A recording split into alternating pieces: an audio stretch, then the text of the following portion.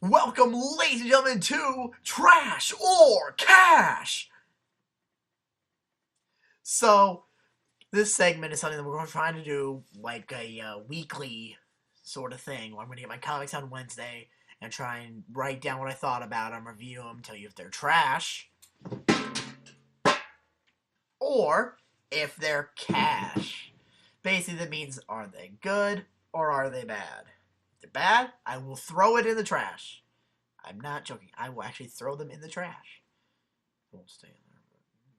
That's between you and me. They're not going to stay in the trash. So, we're going to review. We have 5 comics here for you today. Starting off with Justice League vs. Suicide Squad, issue 3. Should probably hold that. There you go. Look at that. See, Suicide Squad 3. And they've been fighting.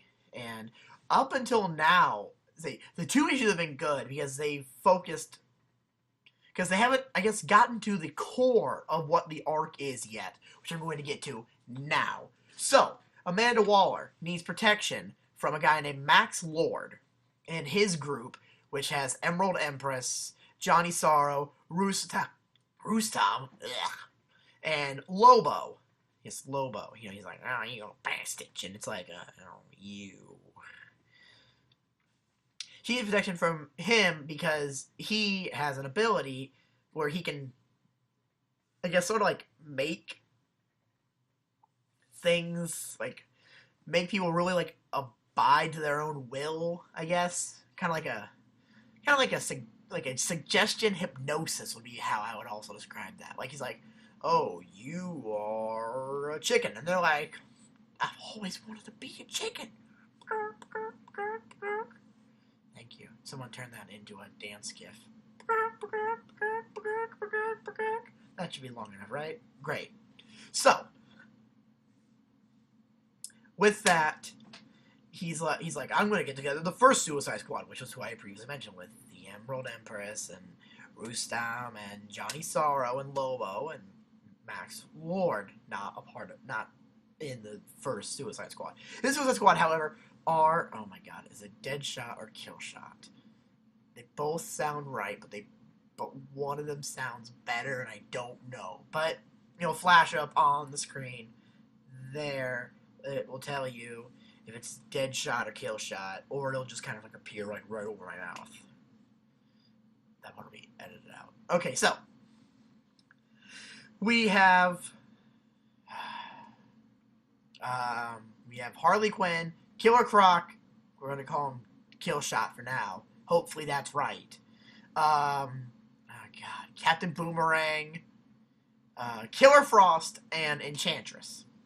What happened previously was that the Justice League and the Suicide Squad were in battle, and Enchantress was able to kind of weaken Superman enough where Killer Frost was able to absorb all of his life energy, which she needs to do to basically continue to live and fight, which she's then able to use to freeze the Justice League and bring them to the lair of the Suicide Squad, their prison area.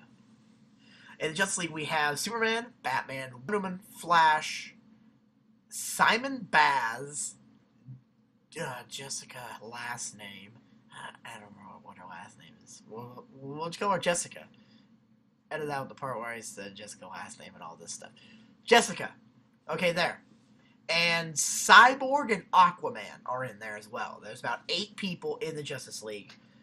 Oh, Batman's in there because I mentioned Batman. Edit that part out too. Okay, so they were fighting, and now they've got them, and she's like, I need you to protect me from Max Lord because he's trying to get something from me, and I don't want to give it to him. And Superman's like, whoa, Max Lord? Sorry, hold on. Let me put my best Superman impression. Max Lord? What? Max Lord? Thank you. Put some roses around here. Thank you. So, she needs that protection, and Max's boys were basically the original Suicide Squad. She's like, I need you to protect me. And they're like, we got what we want, and now we're gonna come after Amanda Waller. So, overall, what would I give this comic book?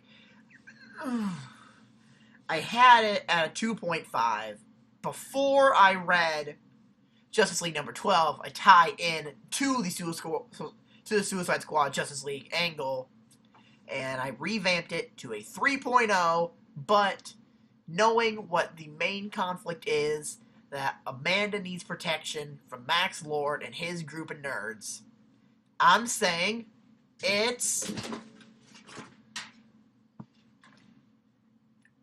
trash.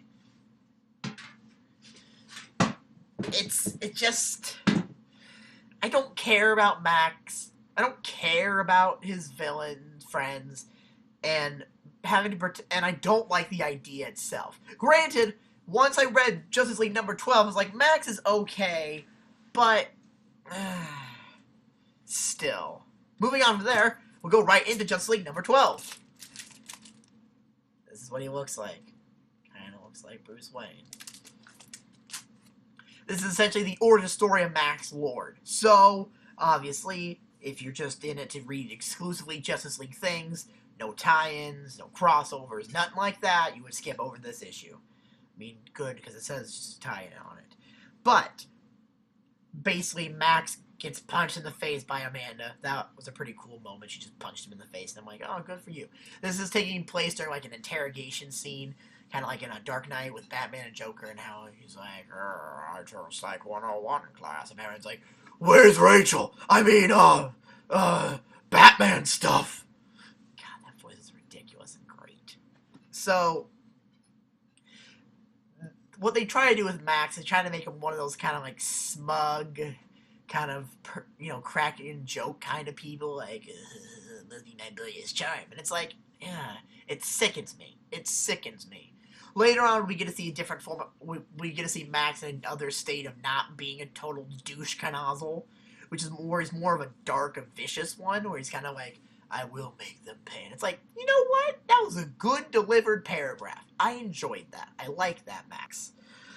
So, basically, Max, what he did was when he joined the Checkmate organization, basically he used his power to suggest things, and he basically made everyone above him kill themselves, or not kill themselves, but get into some situation where they wouldn't take the spot, and he would get that spot, and he made himself top dog. And I'm like, there you go. That's vicious. Taking on your competition. Boom. Just boom. What I did. Boom. Thank you. So, that's what he did there. And basically, whenever... edit that part out. So, whenever he gets like a nosebleed, because he gets like a lot of nosebleeds when he's trying to like use his power, he gets like a nosebleed, and it's kind of annoying. And I'm like, look how it's Captain Nosebleed. He's gonna get his hepatitis C all over my hands. Edit that joke out if it's too bad. Thank you. So, what would I give this? I'd give this a 3.0, just like I gave the Suicide Squad one, but this one I'd say is cash. Ding. I would say it's cash because besides Max's boyish charm, it was nice to see him in another way. It was nice to get to know Max a little better, which was a reason why Suicide Squad was able to go up from a 2.5 to a 3.0 because of this. The one issue I have with this issue, thank you, oh thank you, you're too kind, thank you.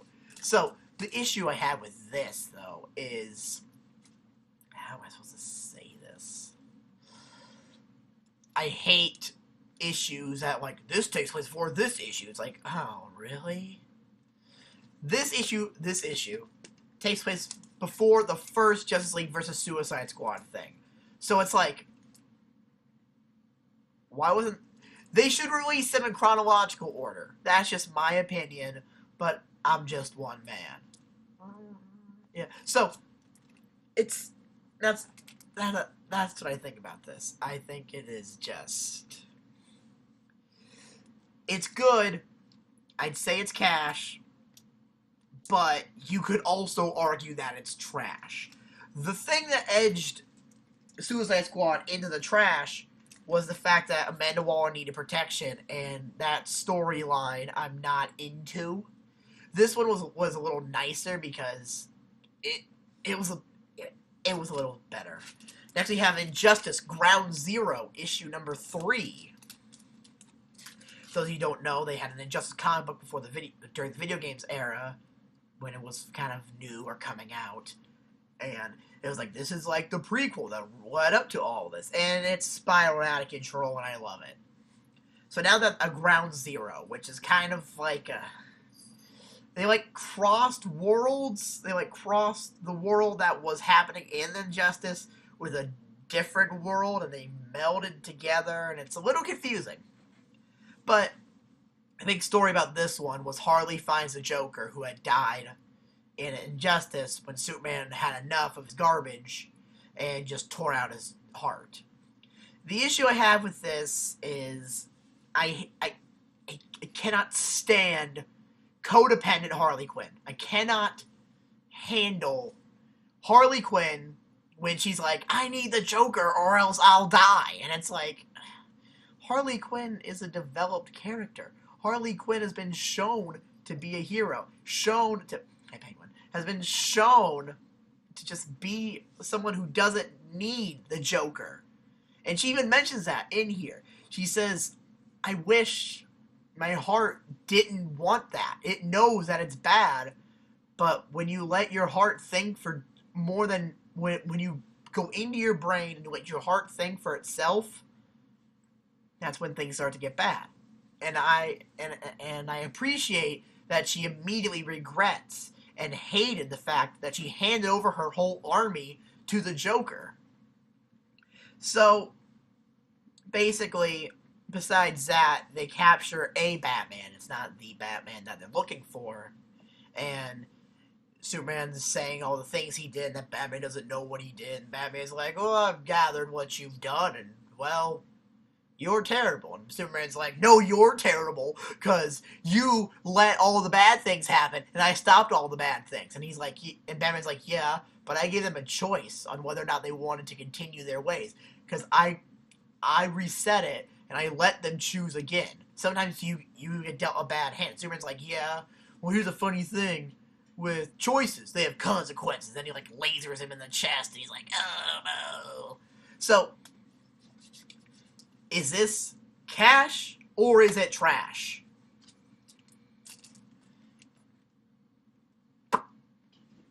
Well, trash. You know why it's trash? Cannot stand codependent Harley. That drives me 75% of this issue. And besides that, it's still a little confusing about how it's like, where are they at? I mean, because I imagine that they're back on the planet that had the Injustice main story. But it's just weird. And here's the honesty here. Injustice years 1 through 5, I know it's too early to start saying this, way better than this one. Even like year 4, where like the gods from like Mount Olympus were like, yo, Superman, you think you're a god now or whatever? Let's fight you. And he's like, alright, put up your dukes. And they're like, you know what? You can handle that, whatever. And then they leave. So, we have 2 issues that have made trash. 2 issues left to go. 1 made cash. Good for that 1. Made cash. Going into Moon Knight.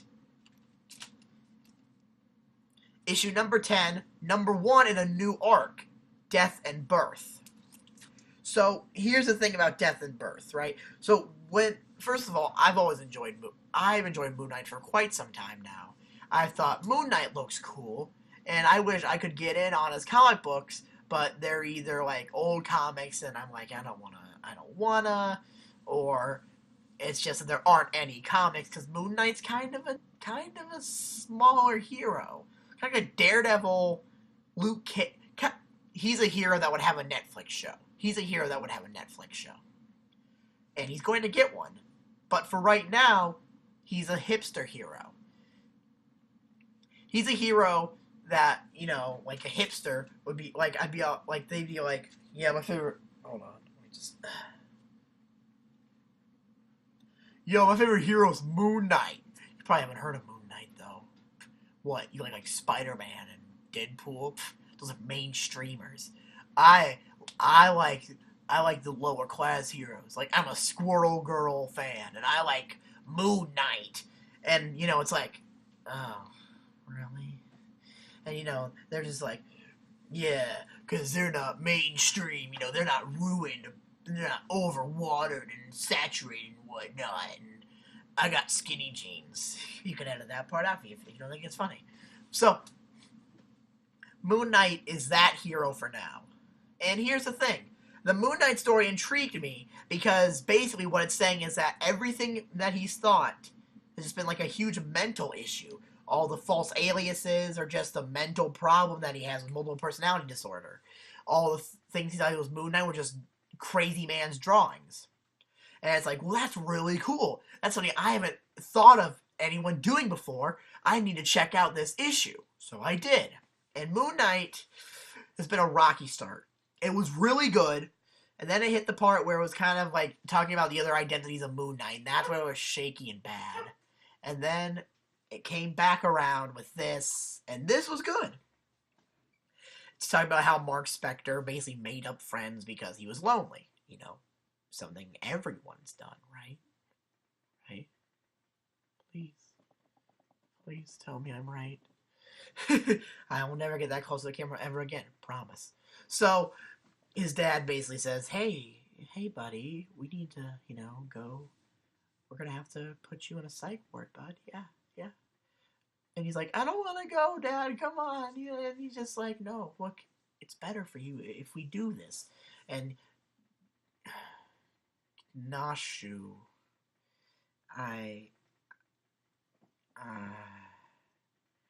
it's just, oh man, I'm gonna hate this. I could never pronounce this. I still can't pronounce this. The Moon God. Khonshu.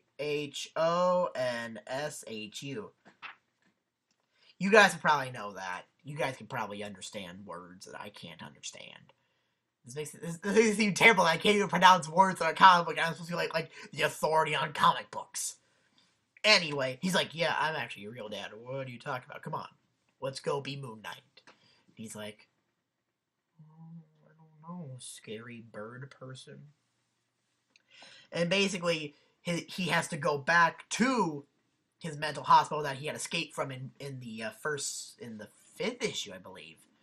And he has to go back there to destroy Khonshu. K-Bird. We will call him K-Bird until someone tells me in person what his pronunciation is.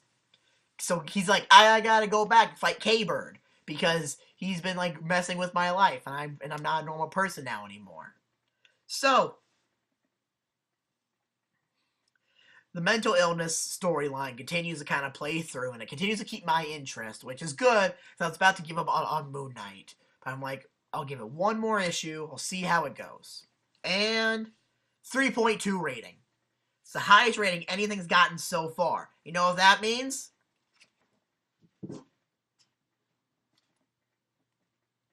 Cash! Yeah. It's great.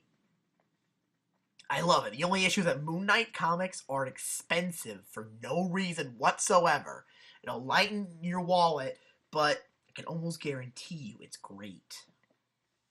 So if you want to get on the Moon Knight wagon before it becomes a thing like Daredevil and Punisher and Deadpool has, where people are like, oh, I've been a Deadpool fan like forever, and they have like the basic Deadpool tee that I'm wearing just to show you the basic Deadpool tee, and they like get all their things off of Wikipedia, they're like, oh, I'm such a Deadpool fan, man. And it's like, sure you are, dude. And they can only really talk about like the movie Deadpool, and it's like, oh, you don't have to be here anymore. So that's that. Speaking of Deadpool, we have Deadpool Too Soon? This is Marvel Clue. This is a game of Clue, but with Marvel characters. So the big story so far is that he's gathered all the funniest characters and he is going to make a big Christmas card picture, you know? And they start dying, start getting their heads cut off, whatever, right? And Deadpool's like, well, I gotta find out who's doing this, you know? And people are like, it's your wife, she's terrible. They're like, yeah, it's your wife. And it's like, and he's like, whoa, don't be blaming Shikla over here, man. So, I have a quote from Deadpool. Enjoy what you can while you're here. Kind of a nice little quote, I thought. And there's this monster that was made between Deadpool and Squirrel Girl when they use a teleporter that like fuse their kind of like The Fly, you know, that movie The Fly, where they had the boy in teleporter and they had like the Fly also, like their DNA like crossed. And it made like one that was like a fly body with a person head, and then one that was like a person head, the fly body. I just said the exact same thing. A person body, the fly head. There we go. Did it. Okay, so that's that. And they're like, oh, who done diddly did it? And they're going around, and Punisher shoots the Squirrel Girl Deadpool hybrid monster because it's a monster. And they're like, and Deadpool's like, oh man. Squirrel Girl's like, you meanie. And she like goes and she like knocks Punisher out with like one hit. And I'm like, alright, don't fight Squirrel Girl, I guess. And they finally figure out who it is. It's some guy who has the hots for Deadpool's wife. And he's like, yo, saying you cut off heads and stuff, why don't you love me? And that's that. Howard the Duck tried to throw a tomato at him to beat him. And that doesn't work very well. Deadpool says women aren't video games and getting points is not how you get them. And it's like, oh, okay, that's neat. And basically this mansion that they've been using was basically someone's mansion that they just weren't using at the moment. They come in, they're like, who are all you people? And it ends, you know, ha ha ha. What do I think of this? Deadpool, too soon. Issue 4 of 4. Trash. 1.6 rating. Lowest rating I've given anything so far. Why? This is another example of a cheap, quick cash grab at the Deadpool fanbase market. Being all like, oh, you guys will buy anything with Deadpool on it. Hence, in point, this week, a comic book called Deadpool the Duck came out that I did not buy. Because I was like, ew, no, thanks. Yeah, no. So, this is just another one of those examples of putting in a big money drawing character and people are like, oh yeah, I'm going to buy that definitely. And it just wasn't good. So, Deadpool too soon, lowest rating I had. Moon Knight 3.2, highest rating I had, which was very close with Justice League number 12 and Suicide Squad versus Justice League. So, that's what I think so far. Tune in, hopefully, next time for Cash or Trash.